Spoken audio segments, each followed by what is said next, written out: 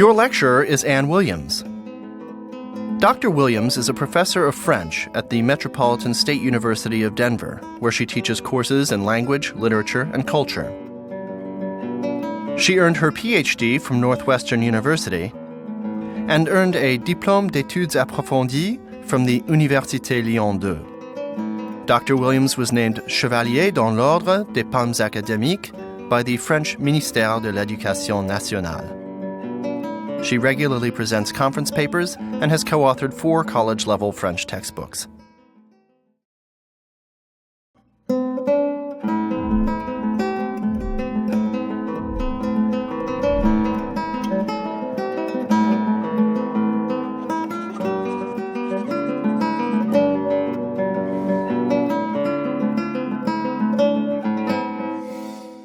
Bonjour, je m'appelle Anne Williams et je suis un professeur de français.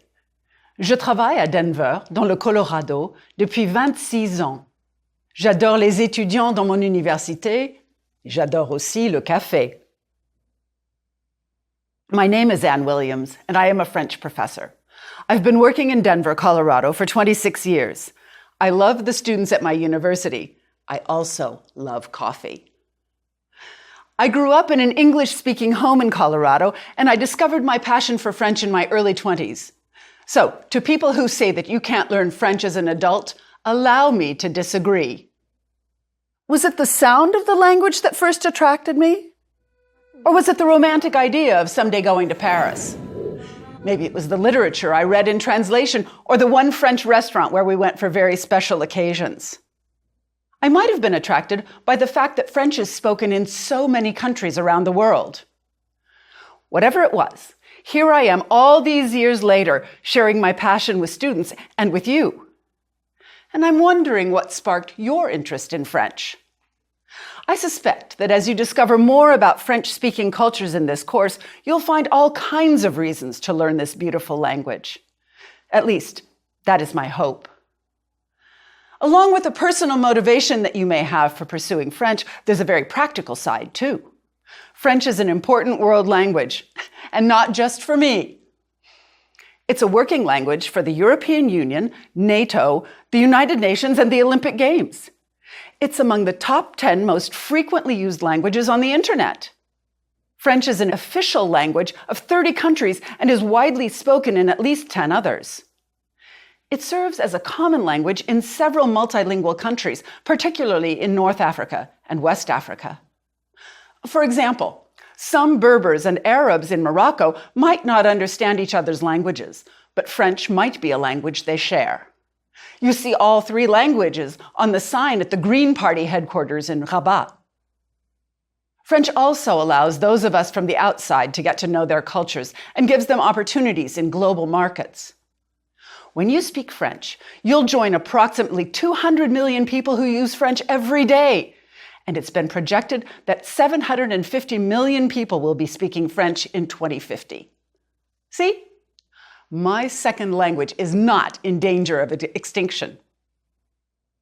But what does it mean to learn French or any other foreign language? And how can a course like this one help you to do so? These are wonderful questions to consider right now as you take on this project. First and foremost, it is important to recognize that language learning is a process, a continuous process. It's inconceivable to me that anyone could learn to communicate in a new language just by repeating phrases and conversations. Learn a language in 30 easy lessons without memorizing those troublesome verbs? No. Conversely, just learning those verbs won't do it either. There is no perfect method for learning a language. However, this course will give you tools for working with the language, and most importantly, you'll learn to trust the process. You'll get experience in listening, reading, writing, and yes, even speaking French, if only to yourself or to the friend you decide to share this adventure with. Adventure? Mais oui! You'll be taking risks when I ask you to make funny faces as you pronounce a new sound. Adventure? Understanding French is fun, and it will become easier and easier as you progress through this course. You'll be able to replay things or move on and come back. The language lab that comes after each lecture has speaking activities, and the cahier d'exercice will also reinforce your work. When people ask me which French-speaking country I love the most, well, I hardly know what to answer. Most of my professional experience has been in France, but my recent stay in Morocco makes me want to answer Le Maroc. 2 years ago, though, I would have said Le Sénégal. So, the cultural adventure and the joy of being able to talk with people keep me excited about French. And you? Soon you'll be talking too. Whoever you are, you already understand some French because you speak English. In fact, nearly 30% of English words in an 800,000 word dictionary are of French origin. French words are used in standard English in science, pasteurization, in architecture, facade, in art, aquarelle. French words are used in politics, coup d'état, and in music, étude, and in cuisine, vinaigrette, coq au vin. If I start listing the cooking vocabulary, we'll never get past this introduction.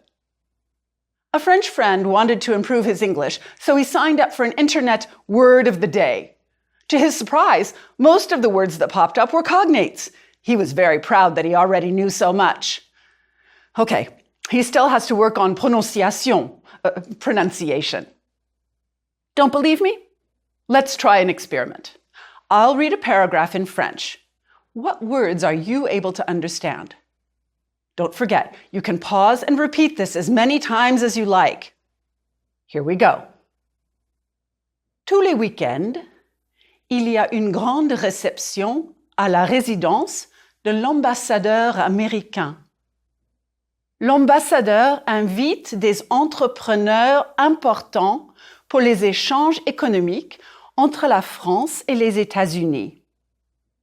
Au début de la soirée, pendant le cocktail, des musiciens présentent un concert ou un récital. Les chefs-d'œuvre classiques sont très populaires, mais les invités apprécient aussi la musique moderne de Ravel ou de Debussy. Dans les jardins du château, il y a de belles roses avec un parfum intense et délicat. Quel plaisir! If you understood, say, between 5 and 15 words, your English language filter might be working a bit too well. Not to worry.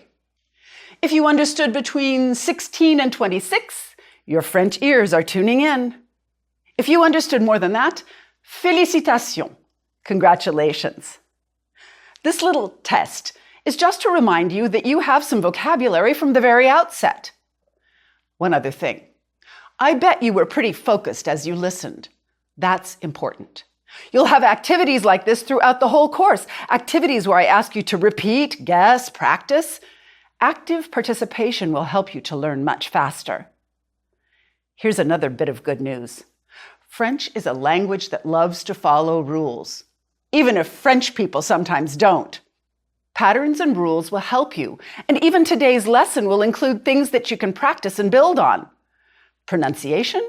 Yes, and some very useful expressions. Later in this lecture, I'll give some examples of the ties between language and culture. These will show you just how far you can go with very little French. Really. The pronunciation you'll practice is standard French from France. In no way does this mean that other accents in French are less correct. If you have the chance to talk to people from other French-speaking countries, great. It won't take you long to understand their French, and you'll be understood too. At least that's been my experience. You've already been listening to some of the sounds of French, and now it's time to pronounce them. It may feel strange at times, but take the risk. It's worth it. Rather than starting out with letters of the alphabet, let's start with words. That way, you can associate new sounds with some practical expressions.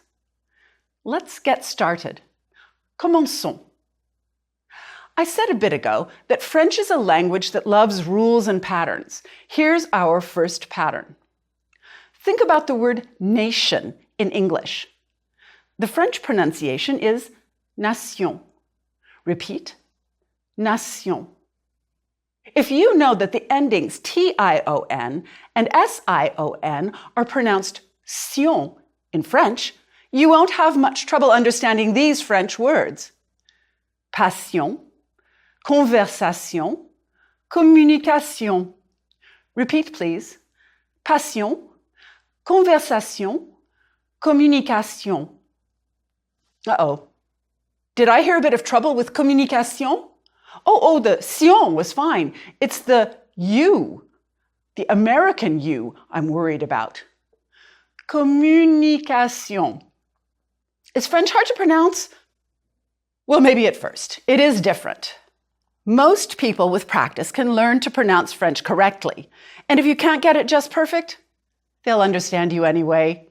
It'll work better than what my father tried, which is speaking English louder so they could understand. Let's work on pronunciation and give you some communication tools at the same time. If I can't say anything else in the language of a country I'm visiting, I want to be able to say, excuse me.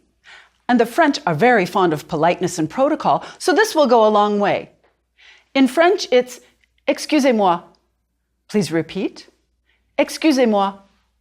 Not only can I apologize for stepping on someone's toe, but I can get a waiter's attention. Excusez-moi. Oh. Tu veux du café? Bah oui, je veux bien. Merci. I can ask the hotel clerk to repeat or clarify. Excusez-moi. And I can even graciously get off a crowded subway car during rush hour. Excusez-moi. Okay, so what are the sounds that might cause trouble? We headed down this path because of the U in communication. Let's begin with the vowel U and the sound that it makes when it's alone. U is not oo as in goose. That will be a different letter combination. It's an uptight sound that you can say by first saying E, like eek, a mouse. Try it. Eek. You should be smiling. It's a harmless little mouse and you're laughing at yourself. Feel where your tongue is and how the inside of your mouth is configured. My tongue is spread fairly flat between my upper back teeth. Relax. Now you need to say goose. Same game as before. See how your lips are rounded? How the inside of your mouth feels? Goose. Your job now is to say E and then round your lips as though you were saying the oo of goose. E, oo, U. Oops. Keep the E inside as you round your lips. U. Excusez-moi. Try it a few more times. Excusez-moi. Excusez-moi. Excusez-moi. Excusez-moi. As you polish up your French U, you're already well on your way to avoiding the accent américain. Here's one thing to note with excusez-moi. Even though I varied the intonation to convey different meanings, I never punched the words too much. I didn't use a very wide range of pitch either. French is much more subtle than American English in many ways. You can get your message across quite clearly with little variation in pitch. You can express yourself without sounding sing-songy. So, excusez-moi, I'd now like to add a couple more words to your active vocabulary that you can produce. Monsieur and Madame. You've certainly seen these words before, but now notice how the letters you see correspond or don't correspond to the sounds you hear. One idea? As you learn new words, create mnemonic devices to help you. Consider the spelling of the word monsieur. Now, draw a diagonal line through letters that you don't hear. Monsieur. M, okay. O, okay. N, shall we cross it out? Yes. The S is fine, and the I, E, U, R too. You can draw a line through the R, the R, to remind you not to say it. Voila! Try this, or develop your own system to remember pronunciation. But really, why all the hoopla about monsieur and madame? First, monsieur and madame, when used alone, can be used as a greeting. Monsieur, Madame. Add the bonjour. Repeat, bonjour.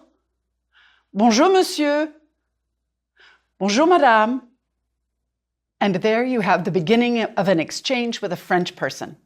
I can't stress enough how important this beginning can be. I was once at a train station waiting for a train that had been delayed. A frustrated American tourist went up to the conductor and said in French, "When's the train going to leave?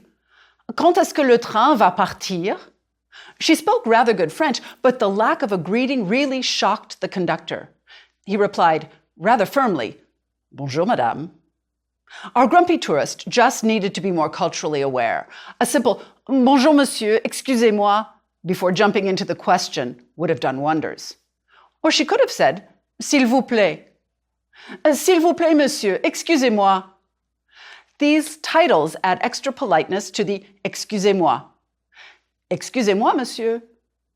In the cultures where French is spoken, using the title is still considered good form. You'll use it with a greeting, "Bonjour, monsieur," "Bonjour, madame," and in other situations. Here's one of those situations. You're an American woman. You're lost, really lost. You see a young woman in, say, her 20s. "Bonjour, madame, excusez-moi." Now you have her attention, and you've shown respect. Now what? You might want to identify yourself as an American and see if she speaks English. Let me just say here that the grammar in this course will give you a strong scaffold to support your French. Here's a tiny grammar preview to help you identify yourself and ask the question. First, to make a statement, you need a form much like English. Subject, verb, complement. So, je is a subject, I. Suis is the first person singular form of the verb être, to be. And then the adjective, américain or américaine. If you are a man, je suis américain, américain. 4 syllables. Américain. Drop your jaw on the final nasal sound. If you are a woman, je suis américaine, américaine. Américaine. Flatten your tongue on the N and close it, N. Here, try this. Say egg, and then N. Américaine. Bonjour, madame. Excusez-moi. Je suis américaine. Subject, verb, complement. There you have it, a basic sentence in French. First, the subject pronouns. Je is I. Je suis dans le studio. Je contracts to J apostrophe when followed by a vowel. J'aime le studio. Tu is the familiar you. It demonstrates a certain informality and closeness. It's used among friends, family, and with children. This is the U sound we worked on before. Tu. Il is he when referring to a person, or it when referring to a masculine noun or object. Elle is she when referring to a person, or it when referring to a feminine noun or object. On is an indefinite subject pronoun, literally one. It can also be used to mean we, they, you, or people in general. More about this later, don't panic. Tout le monde means everyone. Nous is we. Vous is the formal you. You'll use this when speaking to a person you don't know well or anyone to whom you want to show respect. It's pronounced with the oo sound, oo as in goose. Vous is also you in the plural. It keeps you from having to say you all when you're addressing a group of people. Il is they for masculine people and nouns, and elle is they for feminine people and nouns. In French, all nouns have genders. So, for example, the pronoun elle could be used to refer to une actrice or une table. And watch out, one man in a group of 20 women, and the pronoun is il. Sarah, Anne, Marie et Dave. Oui, ils sont ici. Let's try these with a verb. The verb to be. Je suis américaine. The infinitive of this verb is être. It is irregular. Être. Je suis, tu es, il, elle, on, tout le monde est, nous sommes, vous êtes, ils, elles sont. Here's another verb to help you get through that first encounter. Parler means to speak. Here it is in a question. Vous parlez anglais? Vous parlez anglais? The formal subject vous is followed by the second person verb form parler. Parler is what is called a regular verb, a regular ER verb. There are a lot of verbs like this one. They end in ER in the infinitive, and they're all conjugated the same way. Here's a tip. To learn a regular verb, first learn the infinitive. Parler. Then drop the ending. Here it's ER. Add the endings needed for each of the subject pronouns. Repeat, please. Je parle. Tu parles. Il parle. Elle parle. On parle. Nous parlons. Vous parlez. Il parle. Elle parle. And yes, the ENT is silent. To determine if you're talking about one person, elle parle. Two people, elle parle. You need to count on the context. Parler means to speak or to talk. In English, je parle français can mean I speak French, I do speak French, I am speaking French. It depends on the context. I'll remind you about this as you learn new verbs. But back to the lost woman getting help in the street. Bonjour madame, excusez-moi, vous parlez anglais? Je suis américaine, excusez-moi. You can use any combination of these as long as there's an excusez-moi and madame somewhere in there, or a s'il vous plaît. You see your new verb here, followed by anglais, English. Vous parlez anglais? Chances are her response will be un peu, a little, even if she's fluent. Yes, modesty is a highly valued quality, despite some stereotypes about the French. So culturally speaking, you've started off well. People tend to be kind to someone who is trying to be polite and respectful. It will become apparent, I think, that learning culture is an integral part of learning the language. Oh, and if you know some French already, you may be wondering what happened to mademoiselle. Like English, French is in constant evolution. Mademoiselle is used less frequently these days because the status of women in society has changed. It's not surprising that in the 21st century, some terms slip out of favor. And of course, new words appear. In 2015, for example, the Larousse Dictionary added selfie. Un selfie. Language, like culture, changes over time. Which leads me to the last part of today's lecture. Learning a language in the 21st century means learning to communicate in the language. And to communicate with French people or Senegalese or Moroccans or Quebecers, I need to understand some of the values that lie at the heart of their cultural practices. To learn these values requires tools similar to those you'll use to learn the language.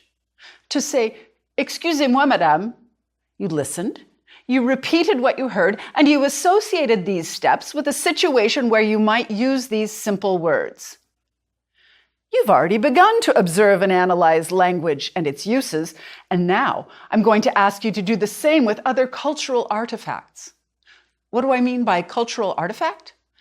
Just about anything that you encounter in the foreign culture. How do people dress? What do they eat? What monuments do they build? What constraints on behavior are implicit in their actions? How do they greet each other? For learning culture, there is no brochure detailed enough to help you, no teacher who can ever give you examples of every situation you may encounter. But don't give up. You'll see cultural clues throughout this course, and you'll learn to work with them as you learn to speak the language. Example. You're at the checkout of a supermarket. The cashier doesn't say the French equivalent of "How are you today?" No.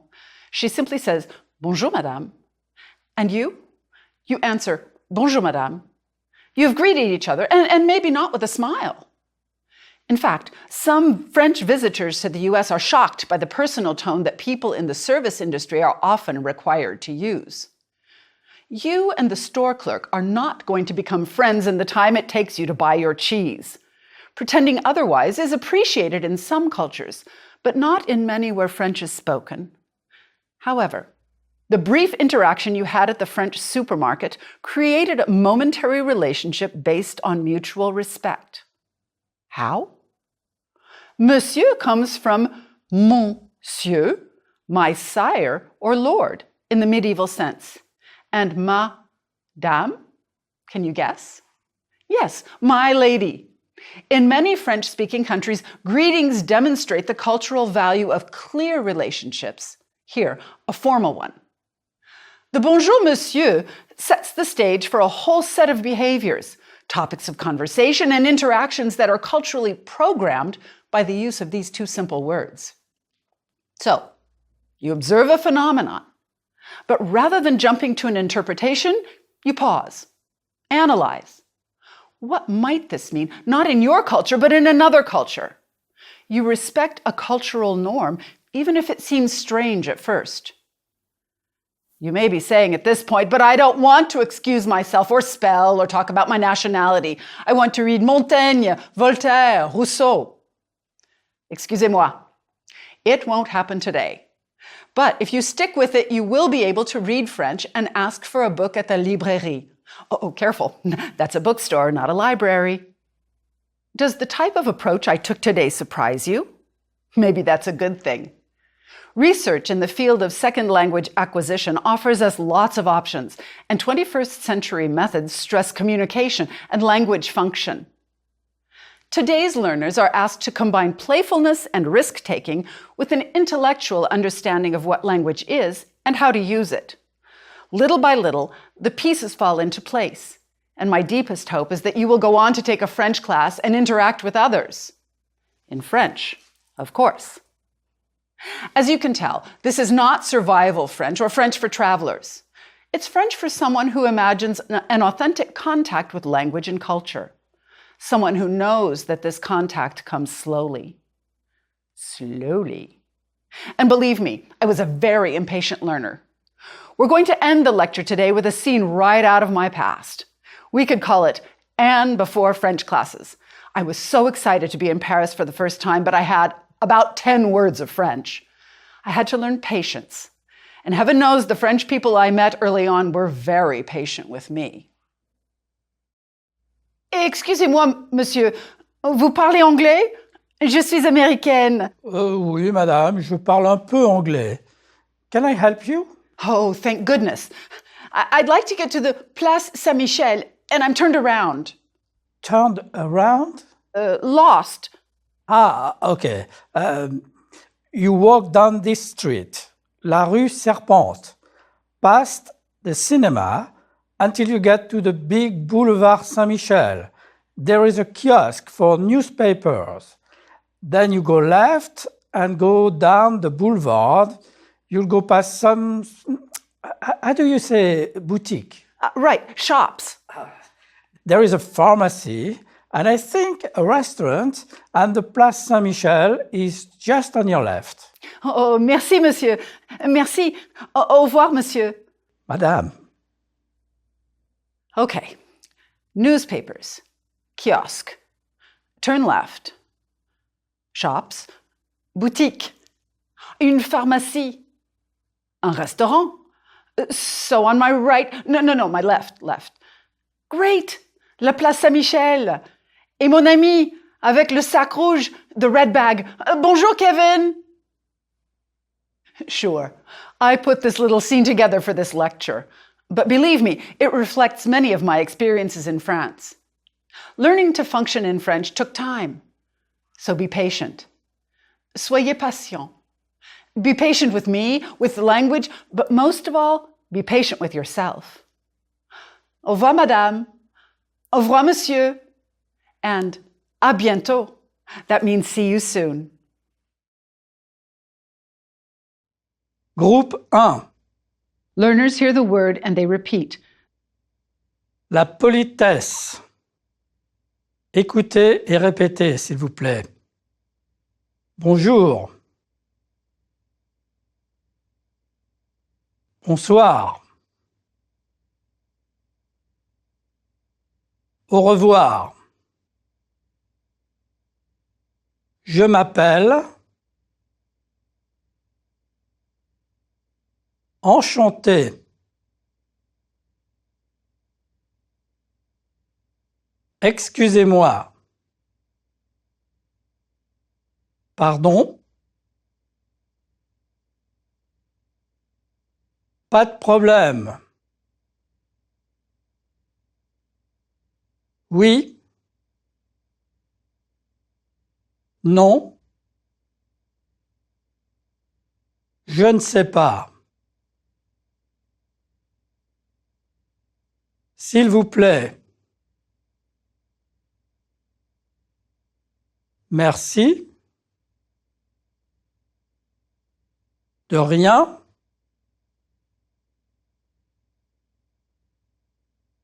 Monsieur. Madame. Mademoiselle. Les substantifs apparentés. Écoutez et répétez, s'il vous plaît. Un entrepreneur. Un week-end. Une réception. Une résidence. Un ambassadeur. Une rose. Un parfum. Un concert. Un récital. La musique. Verbe en ER. Écoutez et répétez, s'il vous plaît. Parler. Inviter. Présenter. Apprécier. Adorer. Adjectif apparenté. Écoutez et répétez, s'il vous plaît. Important. Intense. Délicat. Classique. Populaire. Moderne. Nationalité. Écoutez et répétez, s'il vous plaît. Américain. Américaine. Français. Française. Canadien. Canadienne. Mot français utilisé en anglais. Écoutez et répétez, s'il vous plaît. La pasteurisation. Le coup d'État. La détente. Le laisser-faire. La façade. L'architecture. L'art. L'étude. Le fuselage. La vinaigrette. le coq au vin, grammaire, les pronoms sujets. Écoutez et répétez, s'il vous plaît. Je, tu, il, elle, on,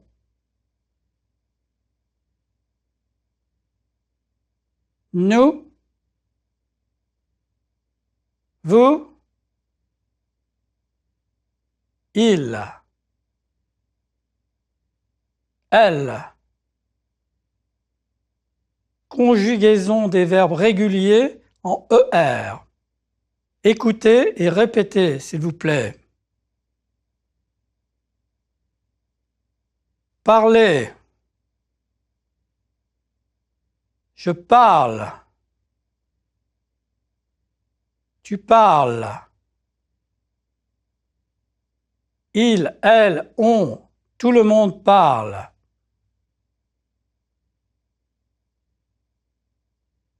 Nous parlons. Vous parlez. Il, elle parle.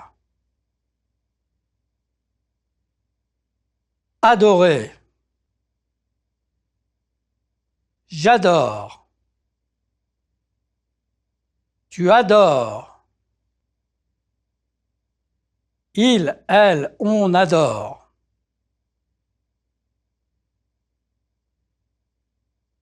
Nous adorons. Vous adorez. Ils, elles adorent. Il adore. Ils adorent. Elle parle. Elle parle. Conjugaison d'un verbe irrégulier. Écoutez et répétez, s'il vous plaît. Être. Je suis. Tu es.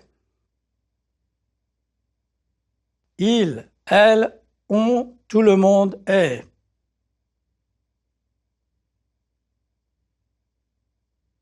Nous sommes. Vous êtes. Ils, elles sont. Notice that several of the letters you see are not pronounced here. Je suis. Tu es. Il est. Nous sommes. Vous êtes. Ils sont. And with ils sont and elles sont, you hear an S sound. Les sons du français. 3 voyelles. Prononcez, s'il vous plaît. I, U, ou. Il, vous, tu. Notice how tight the sound E is. There's no diphthong, which is to say that the vowel sound doesn't change. Prononcez, s'il vous plaît. Sylvie, Mimi. Ooh. To make the sound ooh, I round my lips and the inside of my mouth as though I were saying goose. Ooh. Again, no diphthong. Prononcez, s'il vous plaît. Où, vous, nous, où. U. For the French U, begin with the sound E, pronounce E. Now, while keeping the inside of your mouth in the E position, round your lips like OO. E, OO, E, OO. Prononcez, s'il vous plaît. tu, du, sur. Excusez-moi. Communication. Petit dialogue. Écoutez et répétez, puis lisez le dialogue entier, s'il vous plaît. Bonjour, monsieur.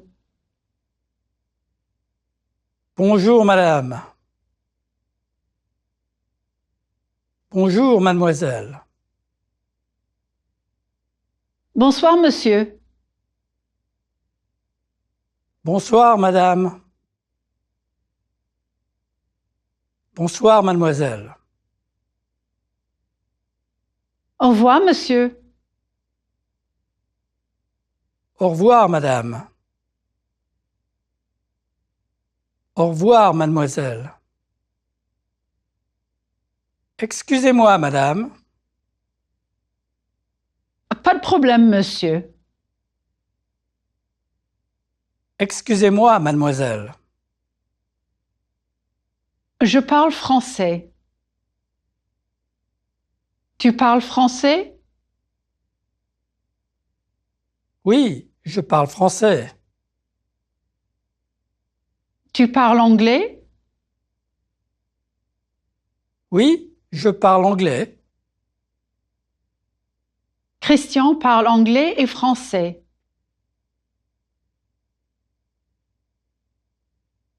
Anne parle français et anglais.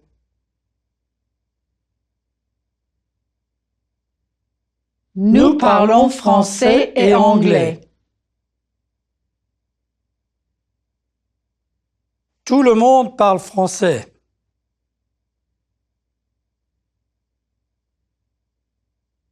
Vous parlez français, monsieur?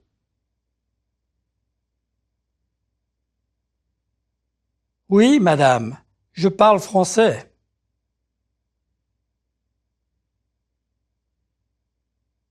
Écoutez et répétez, s'il vous plaît.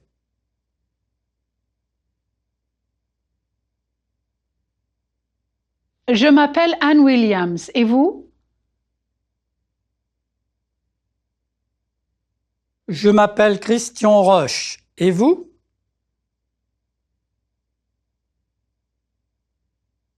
Je m'appelle...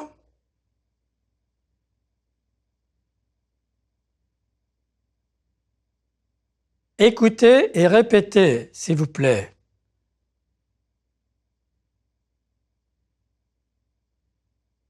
Vous êtes français?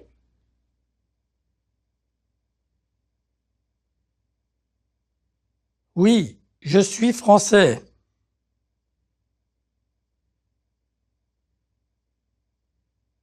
Christian est français.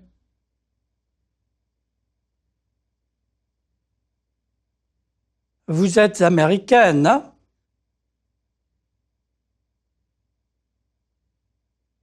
Oui, je suis américaine.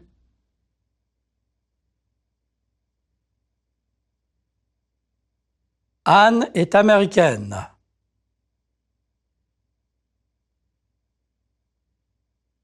Groupe 2. Compréhension. Écoutez et puis répondez aux questions.